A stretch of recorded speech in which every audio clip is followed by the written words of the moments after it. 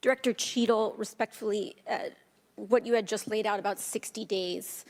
We are currently in the midst of an especially concentrated presidential campaign in the moment.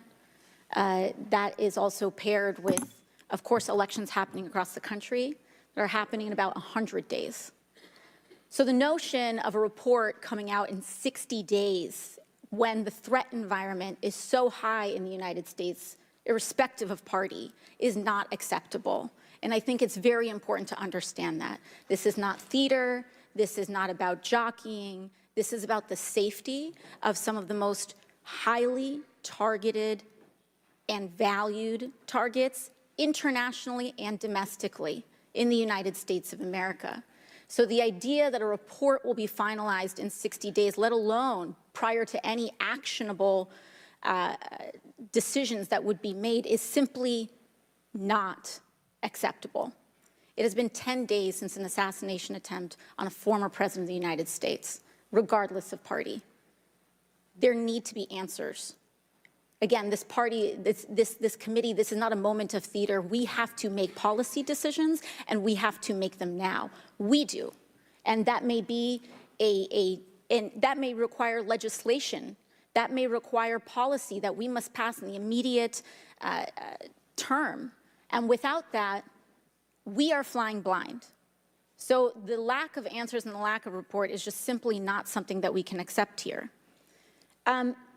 Director Cheadle, is there a standard perimeter that the Secret Service establishes around an event, or are those perimeters independently determined per event and scenario? There is no standard. Every event and every venue is different and treated as such. So each event has a different perimeter that is established depending on the logistics of that event. Now, you established earlier that the building upon which the shooter operated from was outside of that established perimeter, correct, for the Butler, Pennsylvania event? It was outside of our secure perimeter, yes. Now, that building was, I believe, 500. How far away was that building from the president? It was approximately 200 yards. 200 yards. Now, the individual used an AR-15 in order to act out his assassination attempt. An AR-15 has a range of about 400 to 600 yards.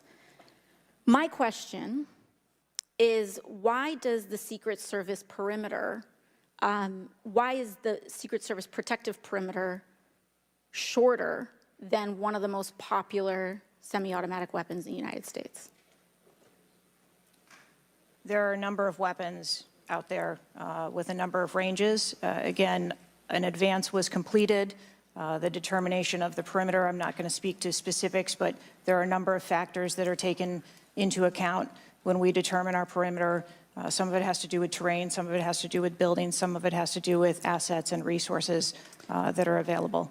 And so what I'm hearing is that a perimeter was not established outdoors in an outdoor venue that would prevent an AR-15, which is one of the most common weapons used in mass shootings, from being able to be within the range of Secret Service protection.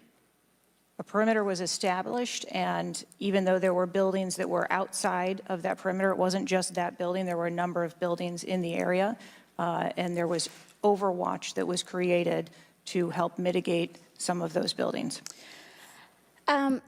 Respectfully, Dr. Cheadle, as well, as a person who has experienced an enormous amount of threat incidents, including incidents that have never been reported publicly,